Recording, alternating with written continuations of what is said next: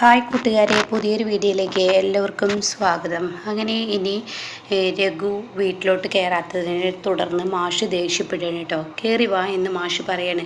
ആ സമയം മാഷ് അത് പറയുമ്പോൾ ഉടൻ തന്നെ രഘു പറയാണ്, ഇനി ഞാൻ കയറുന്നില്ല, അമ്മാവന് വിഷുക്കൂടി തന്നിട്ട് പോവാ എന്ന് പറയുമ്പോൾ രഘു അത് നടക്കത്തില്ല, ഇവിടെ വിഷുക്കണി വെച്ചിട്ടുണ്ടെങ്കിൽ അത് നീയും കൂടി കാണാനാണ്, അതുകൊണ്ട് നീ കണ്ടിട്ട് പോയാൽ മതി എന്ന് പറഞ്ഞ് മാഷ് വലിച്ചഴിച്ച് കൊണ്ടുപോവുക. എന്നിട്ട് പറയണേ, നീ അവിടെ ഇരിക്കുന്ന സാധനങ്ങൾ അങ്ങ് എടുക്കുമെന്ന് പറഞ്ഞിട്ട് മാഷി തന്നെ അത് രഘുവിൻ്റെ കയ്യിലെടുത്ത് കൊടുക്കുന്നുണ്ട് കേട്ടോ.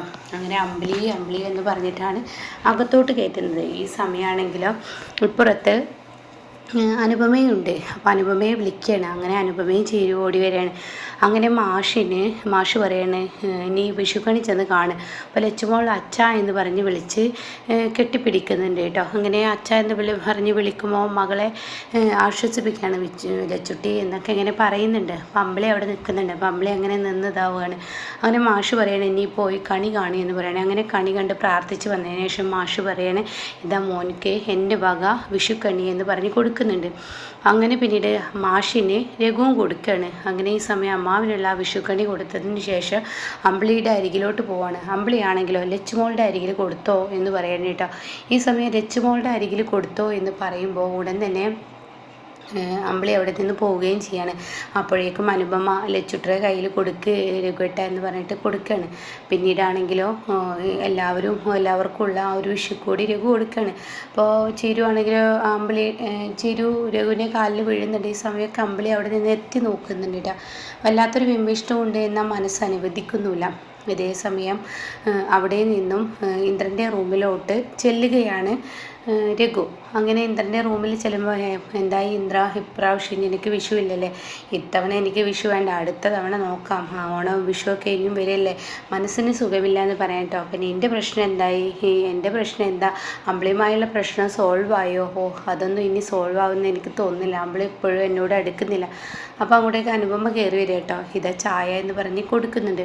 ഈ സമയം രഘുവേട്ട അങ്ങനെയൊന്നുമില്ല, അമ്പിളി ചേച്ചിയുടെ പ്രശ്നം ഇന്നത്തോടു കൂടി സോൾവ് ആവും, അമ്പിളി ചേച്ചിയെ ഞാനും അതുപോലെ തന്നെ ഈ പറയുന്ന അച്ഛനും ചീരുവും ഒക്കെ നല്ല വഴക്ക് പറഞ്ഞിട്ടുണ്ട്.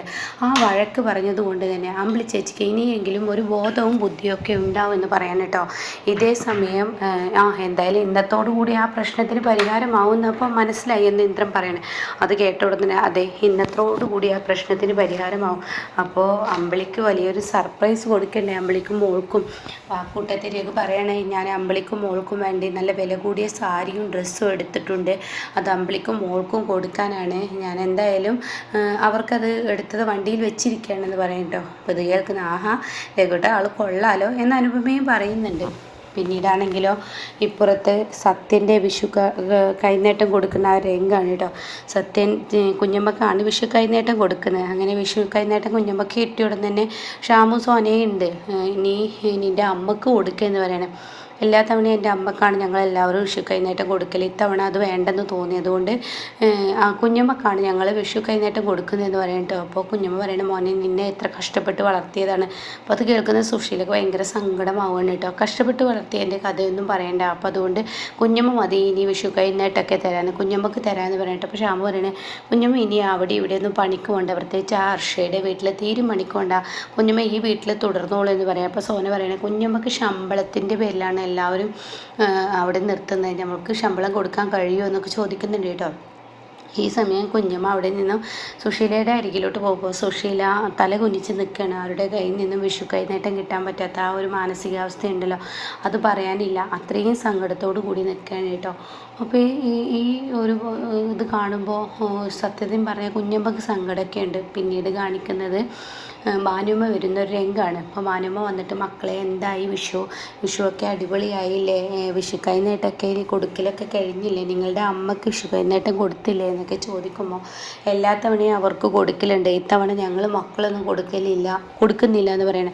അപ്പോൾ ഈ സമയം ഭാനുമ്മ പറയാം, അങ്ങനെ ചെയ്യരുത്, നിങ്ങൾ വളർത്തി വലുതാക്കിയ അമ്മയല്ലേ അവർക്ക് കൈനീട്ടം കൊടുക്കണമെന്ന് പറഞ്ഞു ഉടനെ പറയാം, വളർത്തി വലുതാക്കിയ കണക്കൊന്നും ഇപ്പോൾ പറയണ്ട, ഇന്ദ്രത്തിനെ വേദനിപ്പിച്ചാൽ എങ്ങനെ ഇരിക്കുന്നതെന്ന് ഞങ്ങൾ അമ്മയ്ക്ക് കാണിച്ചു കൊടുക്കും, ആ മനുഷ്യൻ്റെ നെഞ്ച് പിടയുകയാണ്, അപ്പോൾ അതേ ആ ഒരു മാനസികാവസ്ഥ അവർക്കും ഉണ്ടായാൽ മതി, അതുകൊണ്ട് ഞങ്ങൾ കൊടുക്കത്തില്ല എന്ന് പറയാം കേട്ടോ. ഇത് കേൾക്കുന്ന ഭാനുമ്മ ഭയങ്കര സങ്കടമാവുകയാണ്. എന്നിട്ട് സദ്യ ഒന്നും ഉണ്ടാക്കിയില്ലേ എന്ന് സോനയോട് ചോദിക്കുകയാണ്. സോന പറയാം, സദ്യ ഒന്നും ഉണ്ടാക്കിയിട്ടില്ല, കുഞ്ഞമ്മയാണ് എല്ലാം ഏറ്റെടുത്തിട്ടുള്ളത്, കുഞ്ഞമ്മയാണ് ഇതെല്ലാം ചെയ്യുന്നതെന്ന് പറയാം കേട്ടോ. ഇതേ സമയം അമ്പിളിയാണ് കാണിക്കുന്നത്. അമ്പിളി ലച്ചുവിന് ഇങ്ങനെ ഭക്ഷണം കൊടുത്തിട്ട് പറയണേ, നിൻ്റെ അഭിപ്രായം എന്താ? നിൻ്റെ അച്ഛനോട് ഞാൻ മിണ്ടണം തന്നെയാണോ? നീയും നിൻ്റെ അച്ഛൻ്റെ കൂട്ടായിരിക്കുമല്ലോ, കാരണം നിനക്ക് നിൻ്റെ അച്ഛനോട് മിണ്ടുന്നതായിരിക്കും ഇഷ്ടം എന്ന് എനിക്കറിയാം.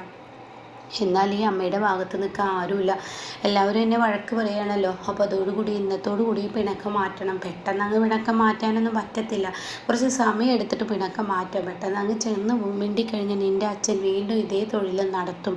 അപ്പം അതില്ലാതിരിക്കുക, ഒന്ന് മുഖം കനപ്പിച്ച് പിടിക്കാമല്ലേ എന്നൊക്കെ പറഞ്ഞിട്ട് ഇവരിങ്ങനെ പുറത്തോട്ട് ഇറങ്ങാം. മോളെ അവിടെ അതുണ്ട് ഇതുണ്ട് എന്നൊക്കെ പറഞ്ഞിട്ട് ഇങ്ങനെ ഭക്ഷണം കൊടുക്കുന്ന സമയത്ത് അമ്പിളിയുടെ കണ്ണിൽ പെട്ടെന്നൊരു കാഴ്ച കാണാൻ കേട്ടോ. അപ്പോൾ ഇത് കാണുന്ന അമ്പിളി ആകെ ഞെട്ടിപ്പോവാണ്. ആ വണ്ടിയിൽ ഇരിക്കുന്ന ആ ഒരു ഡ്രസ്സ്, അതായത് ഇതിനൊക്കെ പറഞ്ഞല്ലോ, ഞാൻ എൻ്റെ അമ്പിളിക്കും ലച്ചുവിനും കുറച്ച് വില കൂടിയ വസ്ത്രം എടുത്തിട്ടുണ്ട് അവർക്ക് സർപ്രൈസായി കൊടുക്കാൻ എന്ന് പറഞ്ഞത്. അപ്പോൾ അത് വണ്ടിയിൽ ഇരിക്കുന്നുണ്ടല്ലോ. അതിങ്ങനെ കാണുമ്പോൾ ഉടൻ തന്നെ ഇത് ആർക്കാ എന്ന് പറഞ്ഞിട്ട് അമ്പിളി അത് എടുക്കുകയാണ്. അങ്ങനെ അമ്പിളി ആ ഡ്രസ്സ് എടുത്ത് നോക്കുമ്പോൾ അത് നല്ല വിലയുള്ള ഡ്രസ്സാണ് കേട്ടോ. ഇത് അവൾക്കും കുഞ്ഞിനും എടുത്തതായിരിക്കും, വെറുതെ ഇല്ല, അയാൾ ഞങ്ങൾക്ക് ചെറിയൊരു ഇതെടുത്ത് അവൾക്കും കുഞ്ഞിനുള്ള ഡ്രസ്സ് എടുത്തിരിക്കുകയാണെന്ന് അമ്പിളി പറയണം. അപ്പം അമ്പിളിക്ക് വീണ്ടും പക കയറിയിരിക്കുകയാണ്. അമ്പിളി മിണ്ടാൻ ഒരുങ്ങുമ്പോഴൊക്കെ എന്തെങ്കിലും സൂചനയായി കാണുന്നുണ്ട്. അപ്പോൾ ഈ സമയം അനുപമ രഘുവിനോട് പറയുന്നുണ്ട്, രഘുവേട്ടാ ഇന്നത്തോടു കൂടി പ്രശ്നത്തിനൊരു പരിഹാരമാകും, പക്ഷേ രഘുവേട്ട ഒരു കാര്യം ചിന്തിക്കണം, സൂക്ഷിച്ചും കണ്ടും വേണം ഇനി മുന്നോട്ട് പോകാൻ, നല്ല ശ്രദ്ധിച്ച് വേണം അമ്പിളി ചേച്ചിയുടെ മുന്നിൽ ജീവിക്കാൻ എന്ന് പറയുന്നുണ്ട് കേട്ടോ. ഇതേ സമയം കാണിക്കുന്നത് സുശീലയുടെ അടുത്തെത്തിയ ഭാനുമ്മയാണ്. അങ്ങനെ ഭാനുമ്മ സുശീലയുടെ അടുത്തെത്തിയിരിക്കുകയാണ്. സുശീലെ, ഞാൻ എല്ലാ കൊല്ലവും നിൻ്റെ മക്കളുടെ അടുത്തുനിന്ന് വിഷുക്കോടി അങ്ങനെയൊക്കെ വാങ്ങിച്ച് ഒരാളാണ്. എന്നും വിഷുക്കോടിയും വിഷുസദ്യയൊക്കെ എനിക്ക് ഇവിടെ നിന്നാണ് തരാറുള്ളത്, അതുകൊണ്ടാണ് ഞാൻ ഇങ്ങോട്ടേക്ക് വന്നത്. അപ്പോൾ സുശീലയാണെങ്കിലോ റൂമിലിങ്ങനെ കതകടച്ചിരിക്കുകയാണ്. സുശീല, നീ ഇങ്ങനെ കതകടിച്ചിരിക്കാനാണോ നിൻ്റെ പരിപാടി? കതകടിച്ചിരിക്കാതെ നീ പുറത്തോട്ട് വാ, എന്നിട്ട് പുറത്തുള്ളവരോടൊക്കെ ഒന്ന് പെരുമാറിയെന്ന് പറയും കേട്ടോ. അപ്പോൾ ഈ സമയം നിങ്ങൾ മിണ്ടരുത്, എൻ്റെ മക്കൾ എനിക്ക് വിഷുക്കോടി തരാത്ത ഈ ഒരു വിഷു, എനിക്ക് എന്ത് വിഷു, നൊന്ത് പ്രസവിച്ച അമ്മയ്ക്ക് അവർ വിഷുക്കോടി തന്നില്ല. അപ്പോൾ എൻ്റെ മാനസികാവസ്ഥ എന്താണെന്ന് നിങ്ങൾ മനസ്സിലാക്കണം. അത് പിന്നെ സുശീലെ എന്ന് പറയുമ്പോഴേക്കും നിങ്ങളൊരു അക്ഷരം മിണ്ടരുത്. എൻ്റെ മക്കളടക്കം എന്നെ തള്ളി പറഞ്ഞ ഈ വീട്ടിൽ എനിക്ക് എന്ത് വിലയാണുള്ളത്? പിന്നെ ഞാൻ വിഷു ആഘോഷിക്കുന്നു, എൻ്റെ മക്കൾക്ക് പോലും എന്നെ വേണ്ട എന്നൊക്കെ പറയട്ടോ. അപ്പോൾ മാനുമ്മ പറയണേ, സുശീല നീ അങ്ങനെയൊന്നും പറയാതെ, കാരണം നീ ചെയ്തു വെച്ച പ്രവൃത്തി അങ്ങനെയാണല്ലോ. നിൻ്റെ മക്കളെല്ലാം നിന്നെ ഇത്രയും വളർത്തി വലുതാക്കിയിട്ട് ഇന്ദ്രനെ മുഖത്തടിച്ച് ഇന്ദ്രൻ നിൻ്റെ മകനല്ല എന്ന് പറയാനായിരുന്നു നീ ഇന്ദ്രനെ വളർത്തിയത്, അതിൻ്റെ ആവശ്യം നിനക്കില്ലായിരുന്നല്ലോ എന്ന് പറയുമ്പോൾ സുശീലയ്ക്ക് സഹിക്കാത്ത വേദനയാവണം കേട്ടോ. സോനയും ശ്യാമും തൻ്റെ അമ്മക്ക് വിഷുക്കോടി കൊടുക്കാത്ത ആ ഒരു സങ്കടം സുശീലയ്ക്ക് താങ്ങാൻ പറ്റുന്നില്ല. അത്രയും വലിയ സങ്കടത്തോടു കൂടി സുശീല നിൽക്കണം കേട്ടോ. അപ്പോൾ ഇങ്ങനെയൊക്കെയുള്ള ഒരു എപ്പിസോഡാണ് ഇപ്പോൾ ലാസ്റ്റ് വന്നിരിക്കുന്നത്.